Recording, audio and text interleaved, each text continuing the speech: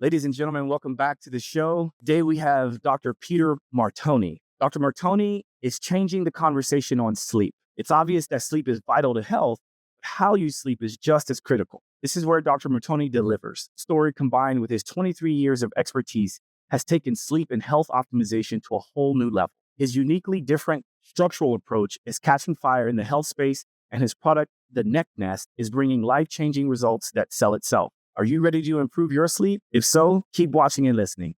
Welcome to Simply Walk the Talk. Our bodies and minds adapt to what we do most of the time. If you want to change your body and mind, you must change what it is you do most of the time. This podcast explores all things health, wellness, fitness, lifestyle, and biohacking. Stay tuned as we explore various thoughts, methods, and experiences from a multitude of conversations between our interesting guests and experts through many fields of work. Sit back, relax, and enjoy the show. Simply walk the talk.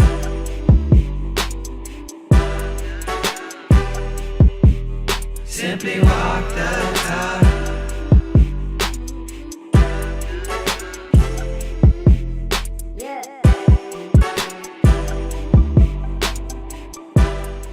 Dr. Martoni, welcome to the show. Thanks. I appreciate that interview. It's on fire. So, Shit. Well, listen, this is I'm glad we got a chance to get this going because we both live busy lives and have awesome careers that have taken off, and so I always want to honor and respect your time and appreciation for showing up today. So thank you. And I think for the listener and the viewer, this should serve as an opportunity for you to be a fly on the wall and catching up, because I actually have some experience with using the Neck Nest, and I'm a huge proponent of sleep quality. And in fact, if any of you have read my book, The Awareness Shift, one of the second most important piece to the 5 pillars is pillar number 2, which is quality, rest, and recovery. And in that section, in that pillar, I talk a lot about improving your sleep environment. And what we're going to talk about today is going to certainly help in that. Dr. Martoni, I would love for you to maybe break down your background and how you got into this space and some of the cool things that you're doing today. yeah, thank you so much, Josh. It's really, and I think it's an interesting story because I don't think that anybody ever wakes up and says, "Hey, I'm going to be a sleep expert." It is going to be so inspiring, so entertaining, and that's the space I'm going to move into. I really zigzagged into this industry, and I really wasn't trying to help people sleep. I was trying to help correct something while people slept, right? See, so my history as an exercise physiologist and a kinesiologist, I was a professional trainer. So I love the study of biomechanics, or how the body moves and functions in space. And then that led me to the chiropractic field, where I'm practicing chiropractic at this time. When I started designing the Neck Nest, I started, I was 15 years in practice. I had back pain every day of my life. I had neck pain every day of my life. Well, not every day, but my back, I did it. And then the neck on and off. And then I had a shoulder impingement syndrome in my shoulder. And I had all this pain, but I always attributed the pain to my highly competitive sports career, where I'm a mountain biker, I'm like skydiving, I ski, during the summertime, the windsurf. So all of these things that I'm still adjusting patients. And I'm like, well, pain's normal for me because everything that I do. And then I'm in the office, adjusting people, getting them out of pain, telling them pain isn't normal. So I really live in this kind of contradiction in lifestyle. And I'm like, great, because I got ADD, I'm a great justifier. So I my pain away based on just my, I was getting adjusted, and it was good for a few days while I would get adjusted, but the pain would always come back. And it wasn't until 15 years ago, actually over that now, that I was mountain biking. I was going across this log. It was like 8 feet off of the ground. And I remember my back was bothering me. So I moved my back. And when you move your back here, your handlebars turned, but because I was on a skinny log, 6 feet up on the ground, your handle had to jump off the log.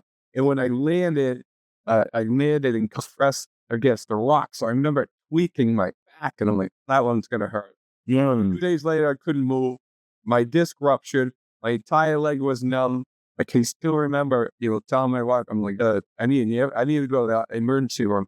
Your handle, I said, you got to call an ambulance. She was like, I'll just take you, jump in the car. I'm like, your handle, move. I was in so much pain. I'm screaming in pain. They asked my wife, they gave me so much morphine.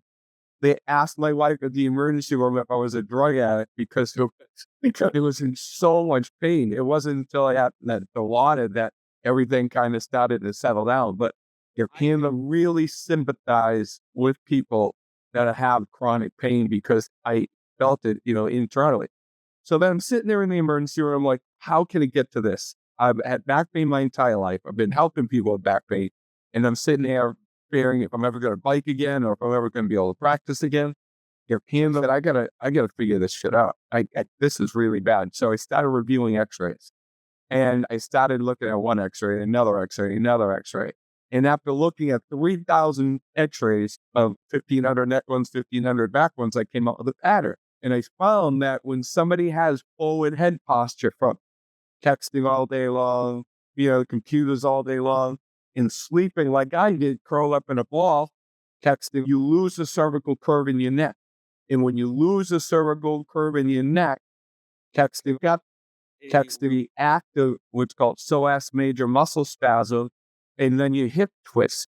So as the head comes forward, the hip twists. And the psoas is the only muscle in the human body that attaches directly to a disc. So what happens is when that psoas spasms to twist the back, it causes a depressurization of the disc. Hence, the weakened disc for the last 15 years. So I'm like, no way. That happens when you lose a cervical curve. In 85 to 90% of the time, you're going to have the hip shift, and in most of the time, you're going to have a slight scoliosis in the lower back. And then once I'm thinking, like, how am I going to change this? I'm like, only thing I can do and think about is the 8 hours I spend in bed. I can sleep in a position where I can stretch that neck back. And in theory, if I fix this, I'm going to be able to fix my lower back. And I have had no lower back pain since I started down that path. And I never had surgery for that lower back disc issue. And I'm doing more than I tell people. I'm in less pain now at 51 than it was at 39. First of all, it's a beautiful story. Thanks for sharing. And the part that's beautiful is the fact that you went from your own situation and then discovered ways to help others. And I kind of find that to be the case for most of the people that I bring onto the show, because we all deal with our own issues, right? And, I even had another practitioner that was on the show that developed his product and his business based on the fact that he was also adjusting people, but yet he was taking the brunt of all the pain, right? And so it's interesting that you point that out, and it sounds very traumatic. So I'm glad you got through that. So I want to kind of put myself in the shoes of the listener and the viewer, because if you're watching this, you may have noticed Peter putting his head back and saying, okay, I'm going to be here for 8 hours or however long you sleep. This would be the best opportunity. And I can't help but question, or at least ask, is what you discovered a situation in which you have to always be on your back when you sleep? What about side sleepers? What about people who sleep on their stomach? Do you have a solution for that? Yeah. So you have to realize, now, 15 years later, I'm deep into the sleep industry and really taking my science and understanding of neurology, immune system, psychology, of how the brain works, especially with ADD and comfort. You have to understand sleep is a product of letting go. The thing that really screws up sleep is the conscious brain. It screws everything up because it says, I can't do that. There's no way, I can't shut down. So the subconscious brain, the conscious brain screws everything else. Screws everything else. Then you have the subconscious brain in the body. So what we don't teach changing your sleeping position for the entire night or you have to be in this position. We teach a 10-minute sleep ritual where all you have to do Then it was put yourself to sleep in a specific position, create for the body. Then it was safety. This is key for the subconscious brain, because the conscious brain, when it mistakes as comfort, then it was really safety of the subconscious brain, because the goal is the conscious brain to hand off and let go to the subconscious brain. The subconscious is in control of sleep, not the conscious brain. So all of our excuses and what's and I can'ts, that all happens in the consciousness. So we need to retrain the conscious brain. So what we teach is we teach a 10-minute sleep ritual. You've got to put the body in a very specific position, which is where your weight is distributed over the greatest surface area, and your neck is supported a specific way, and your head is not, and I'll explain that. That's called the corrective sleeping position. Then you create safety for the conscious brain using pressure, using sleep mask, pressure against your forehead, the way that you use your covers. Then we teach the technique of then out of your own head and handing off to the subconscious brain to be able to fall asleep. Then all the lifestyle habit is that you fall asleep a specific way, then start the night. Then whatever happens in the middle of the night happens within the middle of the night. People that think, oh, I sleep on my right side. Let me tell you something. You don't stay on your right side, because the number one reason people toss and turn is because they're in pain, and you are starting in a position that is unsustainable, like I did when I was a kid. We were always taught to go to sleep, then taught how to sleep. So you go to sleep, in these curled up little balls to feel safe, but you're going to start tossing and turning. The average person will toss and turn 20 to 40 times a night because the body is in pain. Then, I mean, perfectly said.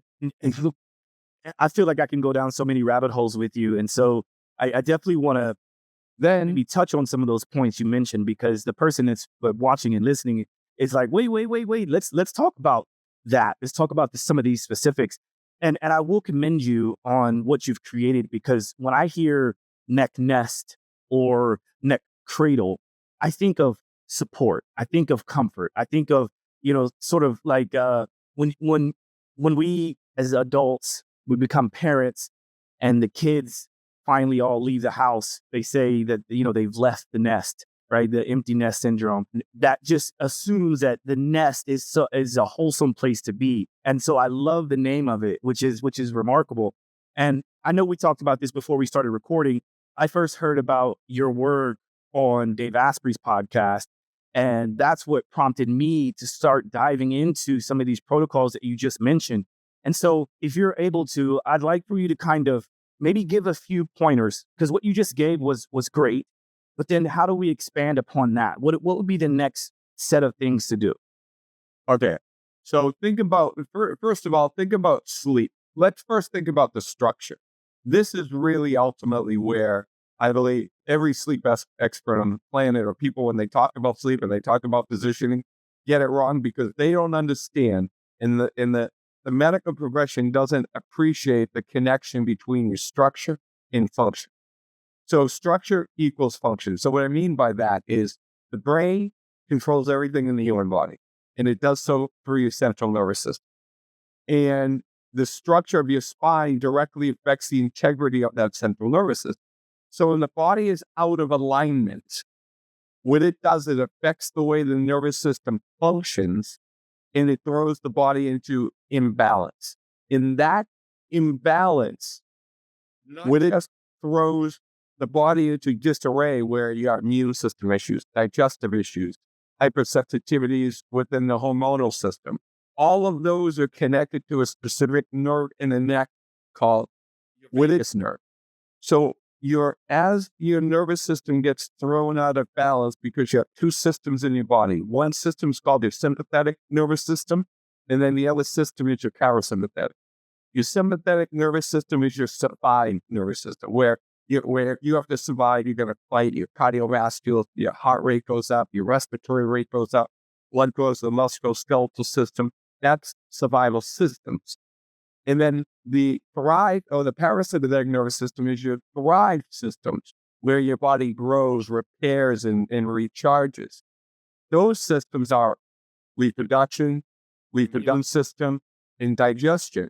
So when you're surviving, you're suppressing thrive, And when you're driving, you're suppressing sleep and drive. Yeah. So survivors awake, sleep and that night when you rest.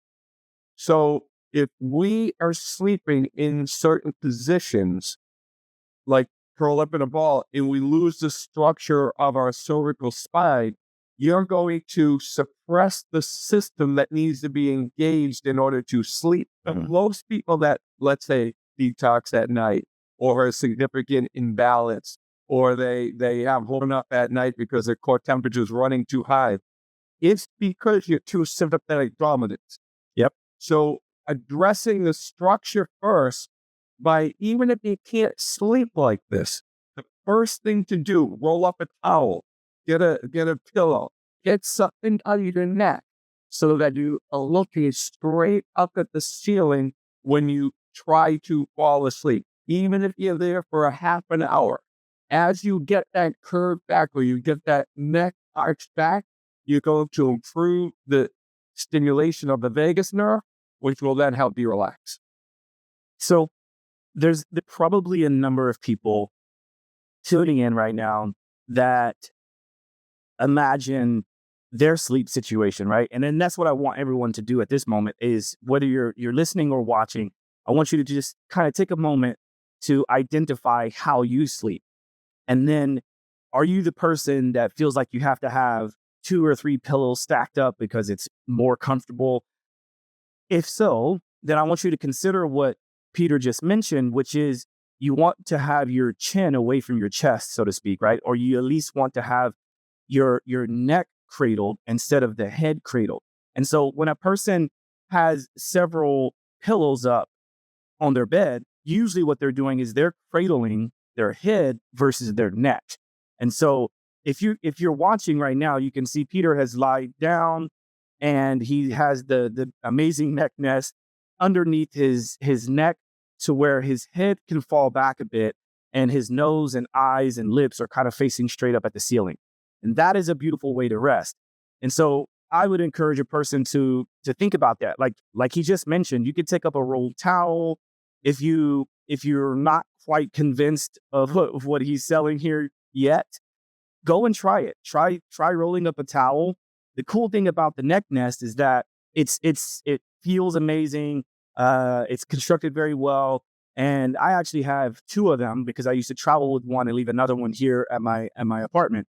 And so as you see it there, that looks very relaxing. You look like you could fall asleep right now on this podcast. So that is a quick visual of what the neck nest looks like. And then Gordon will probably input some of the images from the website at this point. But that's a really good start, right? Identify where you are. Do you sleep with high pillows? Because Dr. Martoni, like one of the things I did before I got the neck nest, I used to be a proponent of sleeping without any pillows. Now, I incorrectly went from sleeping on pillows to then immediately sleeping with no pillow. And I'm sure you can imagine what happened. It's that A lot of discomfort. I get it. a lot of discomfort. But when I started to listen to more about what you were saying, I realized maybe I just have the whole pillow situation wrong. And I sort of compare this to what's happened in the foot industry, which I'm a big proponent of natural foot health. And so the same situation applies there.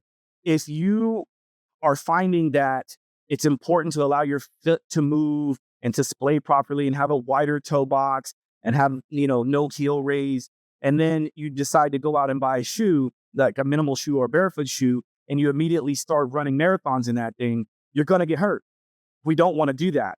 So what I would suggest is to listen to what Peter's saying and then try to progressively go into this state that we're talking about, which is cradling the neck. Oh, I'm going to give you, because I know you're speaking on Speak this week, and I am going to give you some explanation of where pillow is wrong, which is going to then bridge the gap to what you can talk about feet, and it will blow people's mind. You ready? I'm ready.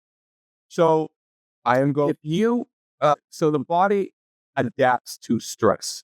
Stress is a force that causes change. You have eustress, which is a good stress, and then you have distress, right, which is a bad stress. So for instance, if I put my arm in a cast and I restrict all movement and I support the arm, will that make the arm weaker? I am going or stronger. I am going to make the arm weaker because the body adapts to support by weakening whatever you support. So in the absence of stress, you are going to weaken the body. So when you arch support, you weaken the arch. When you back support, you weaken the back. When you cervical support, you weaken the neck. When you anytime you hear the word support, think about weakening because you're taking the normal function of the body and you're minimizing it. Like when you take thyroid medication or support, you weaken the thyroid. You weaken the testosterone. So think about support as weak. Now, when you notice, I said this goes under my neck. That technically is neck support. But the weight of your head is off of the back of the neck nest, resting about a half an inch off of the bed, which is gently using the weight of the head to distract. Distraction is a stress, which will gently stretch the curve back into the neck. So as long as you're using some sort of stress, the body will adapt to changing the structure of the spine. So when you use sneakers, a sneaker is a support. That's why we have bad arches and bad feet, is because you're using arch support. And then the more you support the arch with high arches supports, the worse you're going, making the whole entire problem. So that is a good thing for you to use. Thank you for that. I don't think I could have said it any better. And it's nice to hear it coming from you because I didn't even prompt you on this or prep you for that. And I think what would be cool is at some point in the near future, I'd love to have you come back on and we can pound in on that conversation even more because you're right. I kind of call shoes, modern day shoes, foot coffins. Or foot braces. And so it's let's face it, and this is part of what I was going to be talking about on the stage at the biohacking conference this weekend. But if we imagine putting our arm in a cast, we know that, okay, it's beneficial for a period of time, acutely beneficial. Because it's beneficial if there's an injury. It's never beneficial. So yes. So let's not talk about this. There's no benefit unless it's a broken bone or something and you need to minimize the stress or alter the biomechanics because you've adapted somewhere else. It's never beneficial for the body. The body will always atrophy when immobilized. Yeah. And after 3 weeks is irreparable. You have irreparable damage. Absolutely. I think even for people to sit here and imagine if they've ever broken a bone or hurt themselves, like you correctly pointed out, we probably realize that at some point that cast is going to come off. And every time that cast comes off, we notice how much atrophy happens in whatever part of the body has been casted. So, but the point is to actually have it come off and then do what? Rebuild it to make it stronger, to work on it. And so if we liken shoes to foot casts, then at what point are we supposed to take the cast off? Most people that I speak to, they hear me talk about barefoot problems or barefoot shoes and how they got injured, this and that. And then I ask them to take off their shoes and they have an orthotic. And I say, okay, maybe there's a small percentage of people that need orthotics, possibly, but never for a lifetime. However, I ask them, how long have you been using this orthotic? And they say, well, I've been using it for 10 years or 20 years or whatever. And then I go, well, why? Right? Like, the whole point is to make your foot stronger, not weaker. And what do casts do? They make it weaker. So this is a really good piece of the conversation that I think does deserve a little bit more diving into. But I appreciate you being able to compare that to what your expertise is, which is sleep.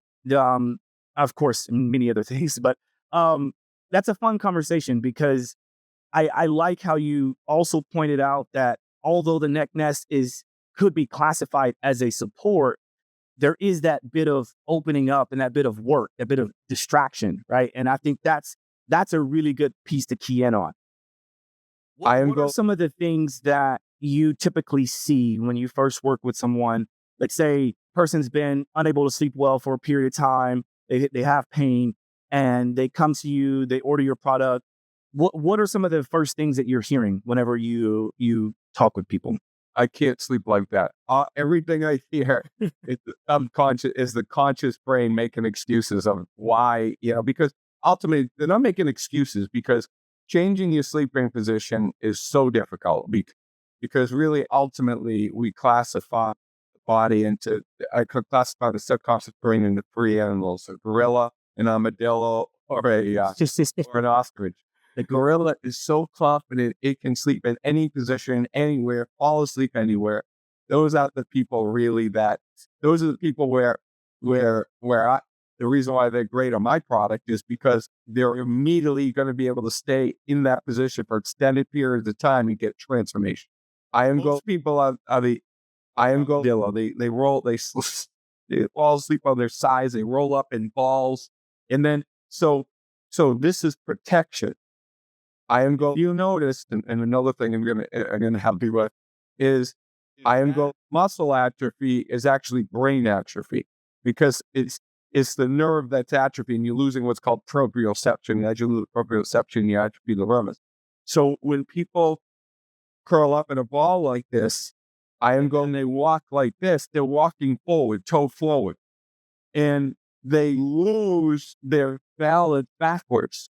So you don't have any confidence in this posterior plane. So then when I sleep you on your back and you're looking up, people have nightmares that they're falling backwards because their bodies are constricted in the frontal planes, and they're digging their toes into their shoes, which is causing bunions to form because you're leaning, you're shuffling gait. When you lose your balance, or the longer you sit down all day long, the more that you wear sneakers, the more your brain atrophies due to, dementia, things like that. You're going to have this forward plane posture. So sleep back. You need to create like an elevated sleeping position. That's why I have this bed wedge for a lot of people at the beginning, or you can put 2 pillows down and sleep slightly elevated. So when you start in that position, the subconscious brain doesn't feel like it's being attacked or it's going to fall backwards off the bed. And so that's a good gap to be able to try to start sleeping on your back, because I can already answer, because I know the avatars so well, I can already answer your objections before you even say them. Most of the objections is, I'm going to snore, I can't breathe like that. If they sleep on their back, they usually pillow under their head, which closes down their airway. That's number one. Number two is, I'm a side sleeper. There's no way I can fall asleep. But that's the subconscious brain. That's not your body. Your body wants the alignment. Mm-hmm. And so they're just all of these things that happen. But once I am going to you, and we love you, and we hug you, we just tell you, just 10 minutes. Just try to fall asleep like that every night. That's the lifestyle habit. I am going to change the way you sleep for the rest of your life. You will, because your body won't toss and turn anymore. But you just start like that. And as long as you can start like that, you're going to be correct. So let me ask you this. Have you had any experience or suggestions around the idea of sleep tape? Yeah. I mean, whatever works with somebody. Typically, I just don't like having tape on my mouth. Some people do. I take another pillow and I put it underneath my chin. My mouth shut and it holds my neck back. So that's what I use. Or I use my covers up underneath my chin so my head doesn't fall back down. The issue with sleeping on your back, sometimes your head's going to fall down, right? That's what closes the airway down. So the research says, well, you have your neck up, so your jaw angles open so that your tongue can't even close the airway down. Because it just can't fall back that much. But the mouth can open up, and that's why I keep those covers right up underneath my jaw. So now, most of us probably know this idea of the lymphatic system, which is enhanced while we move around and we walk around, and we get these little mini vibrations going through the body, and that helps to kind of get rid of different toxins throughout the body and whatnot, right? But then there's the glymphatic system, which I know you know a lot about. And for those who are listening and watching, this is that idea of the brain cleaning up all of the byproducts that happen from the usage of the brain throughout the day, right? And so we want to optimize blood flow and glymphatic flow by allowing for this proper positioning. And so I think that's another thing that is important. So could you maybe touch on that? Because it's not just, to me, it's not just about the skeletal system being in alignment, which is a huge thing, right? But it's not just that. It's also allowing for proper flow. So can you talk on that a bit? Yeah. So I am going, when the spine is in alignment, the channels, I am going to the thoracic sheath, I am going to the spinal cord, everything opens up. And as they open up, when you breathe and you inhale and exhale, and this happens, that's a slow count. And as long as you have good, the cerebral spinal fluid will flow around the core, around the brain, through the spinal cord, and it flows all the way through. Then the brain can properly detoxify. What happens is especially in the research study that they show, they stated that lymphatic drainage happens better on your side. Research study was done on a rat, and the rat has a totally different cervical structure as does the human. But in there, they have a significant statement that states that we're finding this in rats, and therefore we're going to, that the best position for lymphatic drainage for humans is on your side. Well, what they don't understand is the structure of the spine plays a significant role in how the brain detoxifies.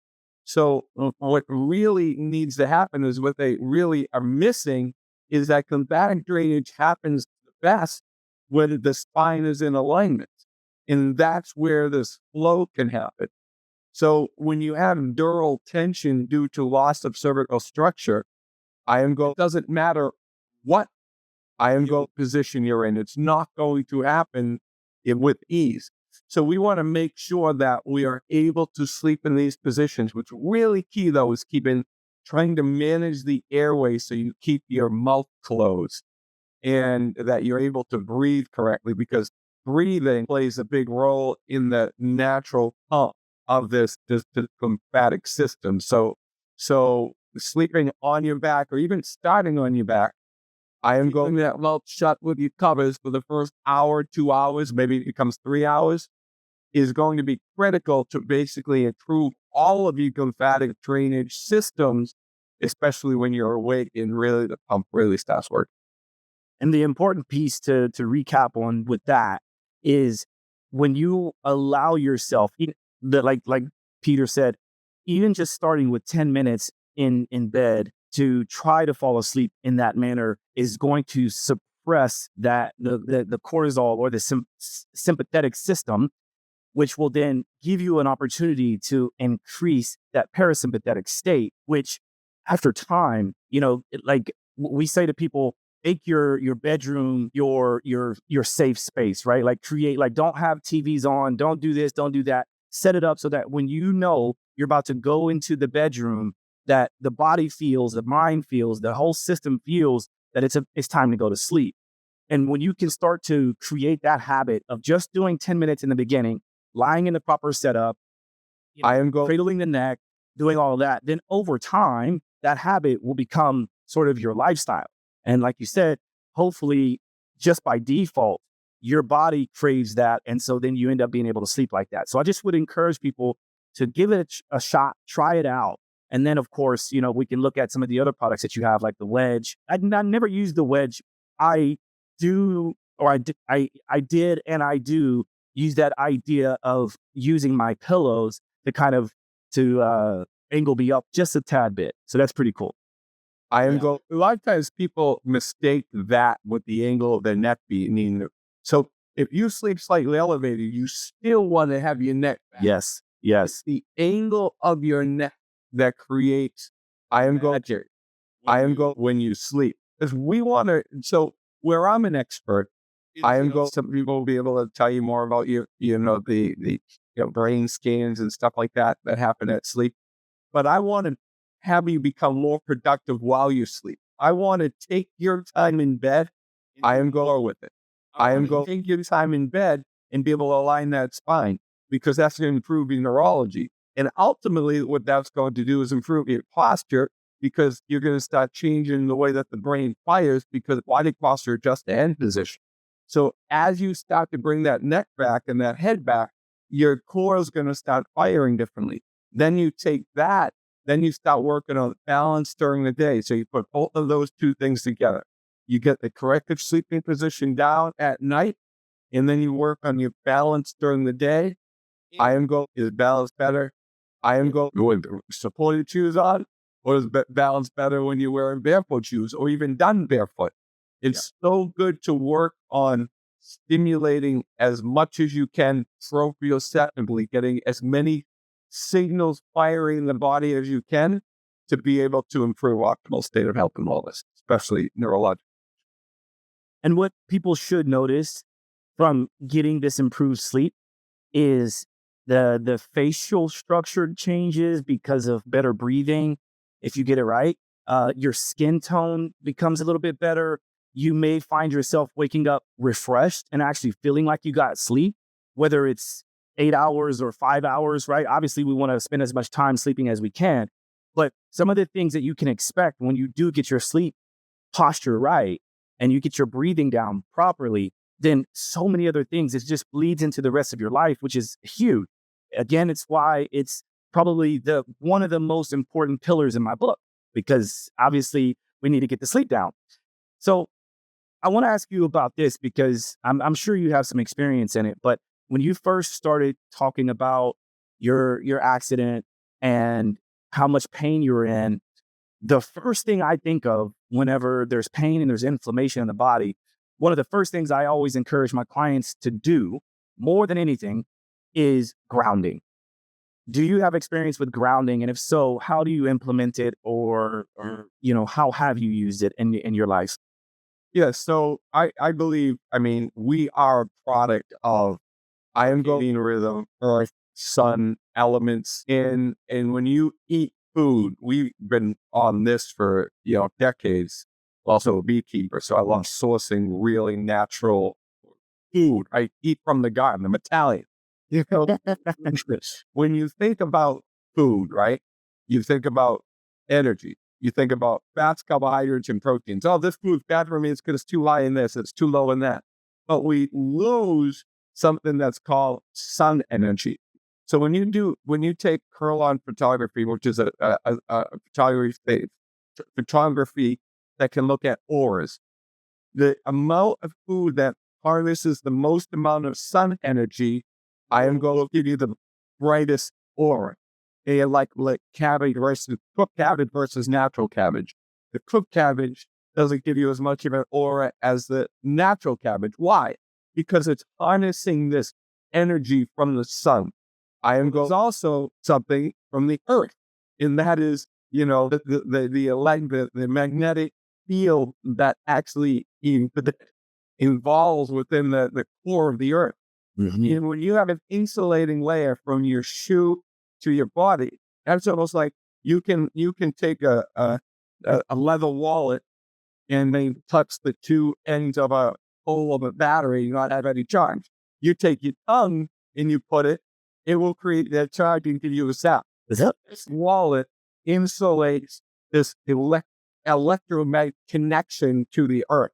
When you take off your shoes and you connect to that, you're bringing ions down through the skin and out the body, which are, positively, negatively charged ions, and you are grounding that ion exposure of free radicals, and you actually can detoxify and decrease pain and decrease inflammation by just taking your damn feet and putting them on the grass.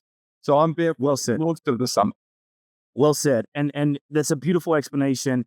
And the reason why I bring that up is because I feel like the ultimate hack, and there's obviously so many things that we can do to improve upon our sleep environment, but what I like to do is, so I take the neck nest and I put it inside of a grounding pillow sheet.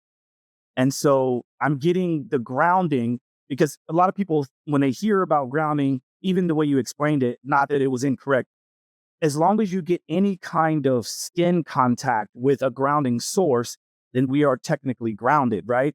And so what I like to do is I shove the neck nest inside of a grounding pillow, which, by the way, the neck nest is much smaller than an average pillow. So there's plenty of material that can kind of move around. And what I do is I just make sure that the grounding pillowcase is touching my neck, and then the extra bit, I kind of run it down my upper back, the low neck area. And so I'm not only getting this good posture with sleep, getting good breathing, because I do like to use sleep tape. I know it's a bit crazy, but so I use sleep tape. I keep a cold environment. I have a nice pillow topper or mattress topper that runs cold water through it, and I have it nice and dark. And then adding that grounding pillow to the already improved sleep posture has been a game changer for me. It's been an absolute game changer. So anybody that's interested in that, obviously, stay in touch. I'll put some links in the show note to that. I'll also put some links to the Neck Nest website, in which we can give some discounts and some cool things happening over there. But this is really fun because obviously we're talking more than just sleep. But sleep is that catalyst to improving longevity, to building longevity. So what else? I guess my next question would be like, what else do you see? So let's say that you get a person, if they've got the wedge, they've got the neck nest, but they find themselves still just not able to get the proper sleep that they need. What else do you suggest, or is there anything else you can do to enhance that situation? Yeah. So like I said, one of the biggest things is start with positioning. So you start with positioning. I am going, you got to get out of your own head. And that's one of the biggest things for people that can't shut their own brains down. But one of the reasons why people don't, there is different stages of sleep. You have deep sleep where the body recharges, and then you have REM sleep where the brain recharges. So you get body recharge the first third of your sleep cycle, and then the REM sleep cycle, the REM happens towards the end. So what ends up happening is, in order to get good deep sleep within the first third of your sleep cycle, and you really want that to be before midnight, your body core temperature needs to drop by 1 to 2 degrees. And you want that to happen naturally. So some of the, in your body core temperature, and this is really important, follows your respiratory rate and your heart rate. So you need your heart rate to drop, your respiratory rate to drop, and then your core temperature will follow. Now, what things keep our heart rate elevated? Stimulants. I am going coffee past noon time, because the half-life of caffeine is 5 hours. So you want to make sure that you don't have a lot of caffeine after noon, and you really shouldn't need caffeine as a stimulant. You should use it as just to kind of keep you focused, because if you need it to wake up, then you're chronically fatigued. So you need to, try to figure out some things around sleep. And then eating too late. A byproduct of digestion is heat and an elevated which elevates your temperature and a high respiratory rate, which keeps your heart rate up. So you want to stop eating within 3 hours or 4 hours before going to bed. You want to stop caffeine after a certain time. I like people to stop caffeine after 11 p.m. or 11 a.m. and not have it past then. Once you fall asleep and you're laying down, you've got to remember, you can't think yourself to sleep. You have to remember yourself to sleep. So you can't think about something that's happening either today, that's happening tomorrow, or rationalize something that's going to happen next week. You got to remember something that happened in the past, because it's already been filed in your brain, and you're going to access the centers that are closest to your symptoms. That's it. That gets it right there. I mean, that's driving the point home. Very well said. So I would encourage people to at least try, because I think that's exactly what I did. Now that I recall, when I first heard your podcast, I did that very thing. I went and I ordered the product, and then until it arrived, I was just using a rolled up towel. People can do that, right? It's not ideal, but it is a solution that can get you going to at least start you on this journey of figuring out, okay, is this going to work for me? And then from there, I would say reach out to Dr. Martoni. I'm sure there's different ways that we can get in touch with you, or hit me up, right? I can talk to you about my experience with it, but I promise you, when you can dial in your sleep better, everything else works better. Your brain works better. You start to feel more confident. You look better. I mean, let's talk about better workouts, better eating habits, because when you're exhausted from not being able to sleep properly, then decision-making fatigue hits instantly almost, right? And so by the time we get throughout the early afternoon, we're so drained and so bogged down because we just didn't get proper sleep that we'll just eat anything that's nearby. And then that ends up cascading into this huge effect of overweight, putting on too many pounds, being frustrated, feeling depressed. So I just say all this to say, if you want to improve your life, why not try it? Try cradling your neck instead of cradling your head. And then let's see what happens with your sleep. Before we wrap up, are there any things that we haven't had a chance to touch on? Because I know your expertise goes wide and far. We could talk about so many things, but before wrapping up, I want to make sure that we hit on some important points that you want to talk about today. Well, here's the thing. So I would just tell people this. Just start with the first 10 minutes. And the thing that you're not aware of is how connected your sleep is to everything. Every function that you have in your body is some way, shape, or form attached to either position that you're sleeping in, how much you're sleeping, your quality of sleep. So spending the time in respecting your time in bed and optimizing the time you spend in bed is really one of the best acts you can work on to improve almost every aspect and quality of your life. So just put some time into it. And, if you, like you say, you need some help, you can kind of reach out to us. And you can find me at drsleepright.com, drsleepright.com, or at necknest.com. We'll talk about that. Or you can even, look me up on Instagram. I do a bunch of free videos on Instagram, which is at Dr. Sleep Right. And you go to Dr. Sleep Right, you can even take your sleep risk assessment for free to see how your sleep patterns are affecting your overall health and well-being. That brings me up to another question that I would be remiss not to ask. Is there, or are there any contraindications? Is there any person out there that this may not be right for at this point in time? Yeah, so I'm going to tell you that, there are different things within your spinal structure that I am going to limit your ability to be able to sleep in this position. I am going to have some spines that come into my office. They're severely degenerated. They have severe stenosis. But you're talking about less than 1% of the population. You're talking about significant atrophy within their spine, a lot of rib humping and stenosis, really towards the end stages of our life, like the last 10% of our life, that we really don't want to make many changes. But if you are, say years old and younger, there's a lot of benefit that you could have still by changing and optimizing your sleep.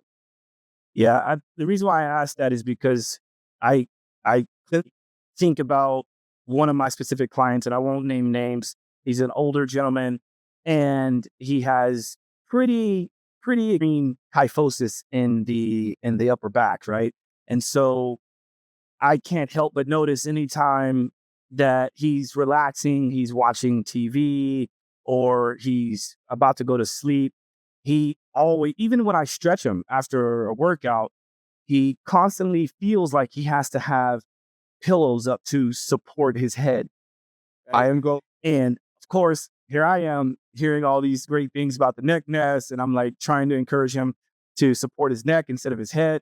And he was just like, Josh, I just can't do it.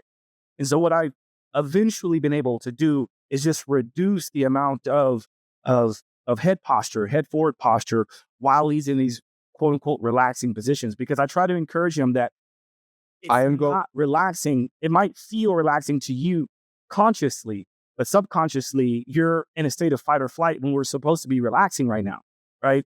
And so I think this should be something for people to hear. It's like, okay, if you don't have this, if you're not a part of this 0.5% of the population that has like a severe issue in the back, then we can get you there, right? And I will say that we eventually got him to have no pillow when I'm doing the stretches, but he still feels like he has to have his pillows while he sleeps, which is kind of undoing it. But like you said before, we got to start somewhere. And I'm happy that at least we made that improvement while I have time with I am going. Yeah.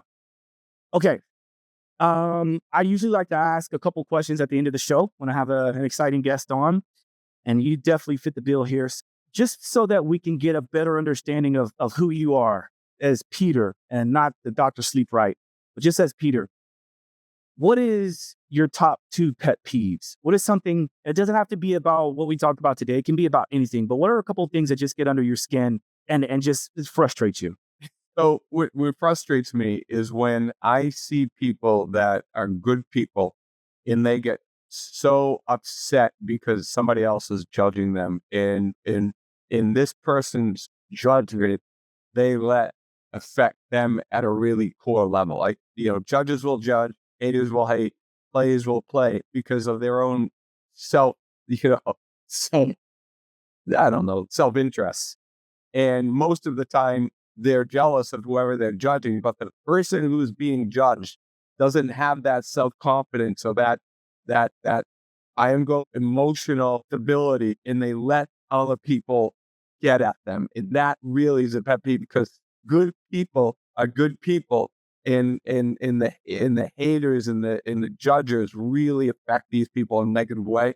And I try as much as I can to really bestow confidence in people by helping people find their why, find their direction, their purpose. A person that is put on this planet that has purpose, I am going to matter what people judge them. Like for instance, somebody says something about, oh, what's your training in this, or what's that and that. Listen, it doesn't matter. Well said. This is the direction I'm going. This is what I've done all of my research on. This is where I'm going. You may look at other sources for your, anchors and stuff, but this is what I'm promoting. So I hate the judges, not the judges, because people are going to judge, the people that let that judging get out. I mean, I'm saying this because of some specific things that have happened to people that I, love. That's a big one to consider for those who, like most of us, are involved in social media. And I promise you, I get asked this all the time, but people will say, I have to detox from social media. And I get it. I do get it. Right. And then they ask me, like, I don't see how you do it, Josh, how you can put your work and your life out there, because, people are always talking crap about this and that. And I just don't let it get to me, because like you said, if you feel wholeheartedly that what you do, what you present, it comes from a good place, then that's what should really matter. And even on my website, my bio basically explains that I utilize experiential wisdom. It's not about what the data says, although there is data to back up a lot of the things that I'm saying, but we have confirmation bias all the time. And we can go out and on the same one topic, we can go and we can find something that supports it. And in the same instance, the next instance, we can find something that disproves it. So the point should be, what is your experience? What is your experience with trying something, right? Like, I try to say to people, I most likely will not have you do anything that I haven't done myself, haven't tried, or haven't tested. And even that doesn't mean that it's going to work for you. It just means that there is some experience in it working for me. So why not try to pass that on to you, right? Because 250 million people believe in a bad idea, it doesn't make it a good idea. Because the worst time to stretch of any part of the day is in the morning when you wake up. And then I get hammered on that, right? From, oh, no, you got to stretch first thing in the water because your muscles are tight. You don't want to stretch when your muscles are tight. Your muscles are tight because they're protecting your joint. So all of this shit that people just say, that people live with, when you are going against the grain and you're changing the status quo, that's when when you're making a difference. And you can't let what other people say waver you on the direction that you move in. So that's one way that is. When you But that was a really good one. If you have another one at the top of mind, that would be great. But that was such a good one that we could go to the next question if you need to. yeah, and then another one is when you put on this planet, you put on this planet for a purpose and a reason. And people get frustrated because they go from job to job to job. They think the problem's a job. One of the things is wasted talent. I hate when I see talent that's wasted. And really, it's not that they even know that they're wasting how good they are. It's just that they haven't done the introspective time to find out their why. So when the why is big enough, the what doesn't matter. That's why my why for sleep was so big. It was like either practice again, or or I wasn't going to be able to be mountain bike again. So I didn't care. I just changed my sleeping position. It was horrible. It caused so much pain. But then finally, on the other end of that, when now the what is now, it's hard, easy. Hard at the beginning, easy now. Easy hard is doing the same thing and not changing, and then hard is having just the same result. So wasted talent where I tell people all the time, listen, you have so much potential. You just need to drive that potential when you a mission or something that you need to create. And then your anxiety will be half. The amount of time you're wasting all day long will be half. The addiction to other drugs will be much less because you're on purpose and you're creating something in your life. Okay.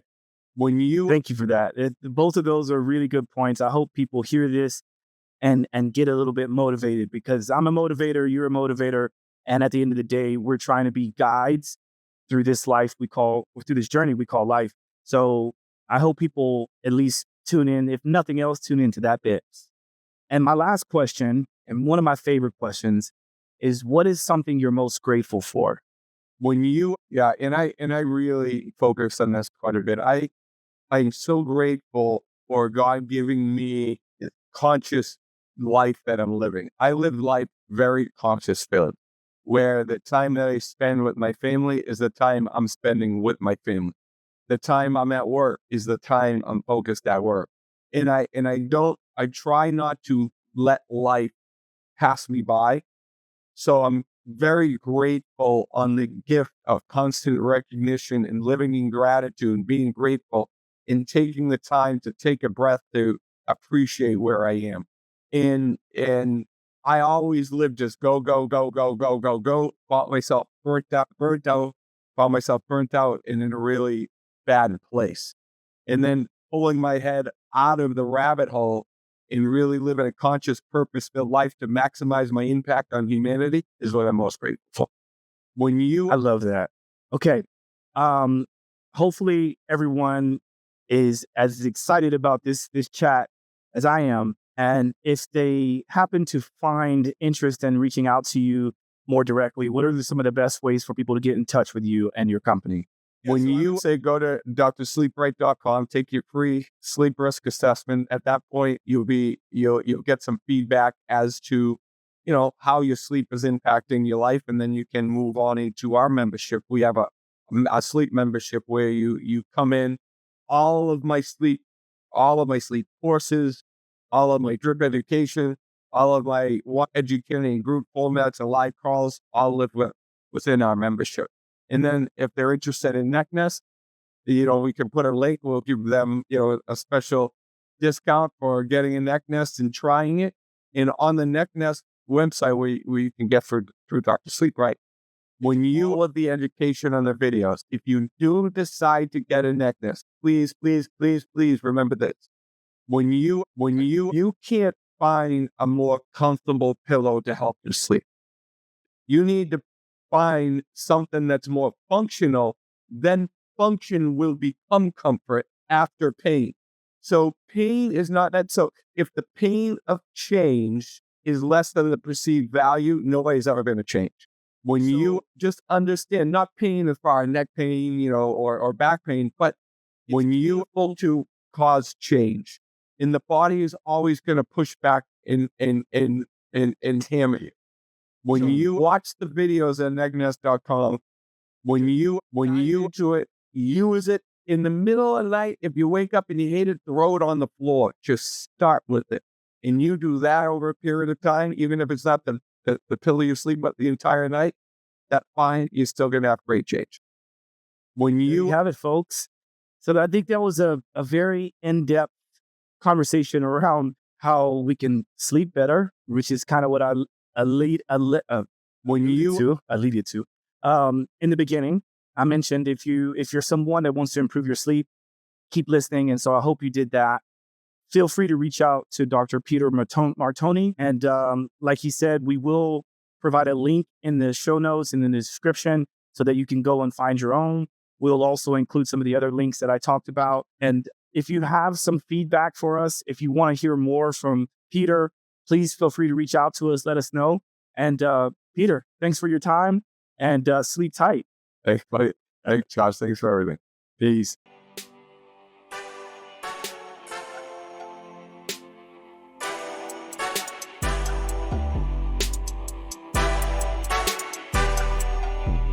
Simply walk the talk.